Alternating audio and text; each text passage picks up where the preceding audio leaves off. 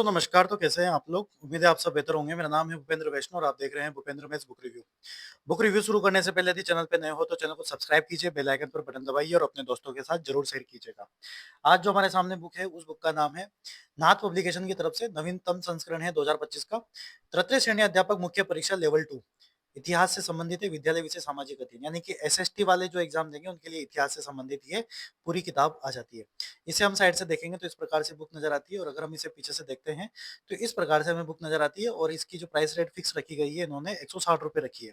ज्यादा से ज्यादा आपको 150 रुपए में मिल जाएगी किताब। अगर ये किताब आपको मार्केट में परचेज करनी है बूंदी में तो आप गोपाल सिंह प्लाजा पर जाकर अग्रवाल बुक डिपो पर आप इसे परचेज कर सकते हैं। तो चलिए शुरू करते हैं कि इस बुक के अंदर क्या क्या विशेष बातें हैं। तो अपन जैसे खोलते हैं तो इस प्रकार से पवन भौरिया जी का यहाँ पर कंसेप्ट आता है। सफलता मेहनत मांगती है, सही बात है, सबको पता है। विगत तृतीय श्रेणी अध्यापक मुख्य परीक्षा अल्प प्रश्न पत्र है आपके सामने और इसमें सिंधु घाटी सभ्यता, वैदिक काल, बौद्ध जैन धर्म, महाजनपद काल, मौर्य साम्राज्य, दिल्ली सल्तनत का विस्तार, प्रशासनिक व्यवस्थाएं, मुगल साम्राज्य, राजपूत राज्यों के साथ संबंध, मुगल प्रशासनिक व्यवस्था, पृथ्वीराज चौहान और भारतीय राष्ट्रीय आंदोलन 1885 से आपके 1947 तक का यहाँ पर कंसेप्ट है। इसमें पिछले साल के पेपर में क्या क्या प्रश्न है लगभग यहाँ पर हम काउंट कर सकते हैं 1 2 3 4 5 6 7 8 9 10 11 12 यानी कि 12 क्वेश्चन आपको यहाँ देखने को मिलेंगे। सिंधु घाटी सभ्यता बिल्कुल शानदार एक तरीके से दे रखा है जो इनकी ऑलरेडी दूसरी किताबों में भी देखने को मिलता है। वही सेम कंसेप्ट, वही चीज, हड़प्पा हो, सिंधु सभ्यता, घाटी सभ्यता, जो भी है इन्होंने उसी पैटर्न को फॉलो करते हुए जो कि ऑलरेडी अदर किताबों में है इनकी इन्हीं के पब्लिकेशन की अच्छा लेवल है, अच्छा कंसेप्ट है। सिंधु सिंधु घाटी सभ्यता को बहुत ही शानदार तरीके से समझाया। वैदिक काल की बात करें तो वैदिक काल में ये ऋग्वैदिक काल हो गया आपके सामने पूरा, फिर इसमें उत्तर वैदिक काल हो गया आपके सामने, फिर कंप्लीट वैदिक काल को समझाते हुए खत्म कर दिया टॉपिक। फिर बौद्ध जैन धर्म और महाजनपद काल के बारे में है पूरा सारा सिस्टम, जैन धर्म की शिक्षाएं, बौद्ध धर्म की शिक्षाएं वगैरह सब कुछ, और एनसीईआरटी आरबीएससी को भी यहाँ पर इन्होंने इंक्लूड किया हुआ है ढंग से। समझ में आएगी बात आप लोगों को? तो ये चीजें हैं। मगध का उत्कर्ष, मगध नंद वंश। फिर चौथा चैप्टर आता है मौर्य साम्राज्य जिसकी राजनीतिक प्रशासनिक व्यवस्थाएं दे रखी जिसमें अशोक वगैरह इनके बौद्ध धर्म, मौर्य प्रशासन वगैरह सब कुछ इसके अंदर आपको देखने को मिलेगा। फुल डिटेल है भाई साहब, नो डाउट। बेहतरीन कंसेप्ट के साथ ये बुक आती हुई।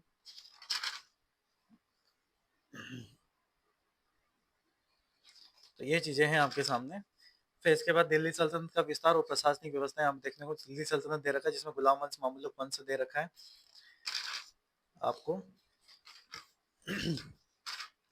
खिलजी वंश, उत्तर भारत की विजय, दक्षिण भारत की विजय, तुगलक वंश है आपके सामने, सैयद वंश, लोधी वंश है आपके सामने पूरा। दिल्ली सल्तनत के साथ राजपूताना के संबंध है यहाँ पे,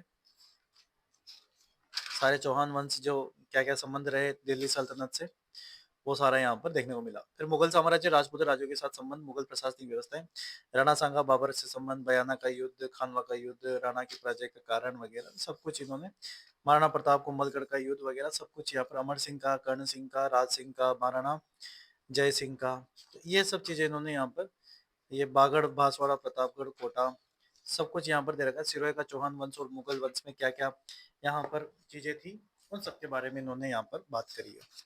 तो देख पा रहे होंगे यहाँ पे शानदार कंसेप्ट भाई साहब। ठीक है, व्यवस्था ठीक है। अगर आप तैयारी कर रहे हैं तो हिस्ट्री के हिसाब से जो आपका एसएसटी में पार्ट है मेंस में, उसके लिए बुक बेहतरीन आपके लिए साबित हो सकती है। ये मुगलों के साथ संबंध जो है वो शानदार ही रहा है, इन लोगों का शानदार रहा है या खतरनाक रहा है जो भी है। शानदार तो क्या ही रहेगा होगा, शानदार तो रहता ही नहीं खैर, है ना। आरबीएससी एनसीईआरटी है यहाँ पर। पृथ्वीराज चौहान, पृथ्वीराज चौहान पूरा कंप्लीट।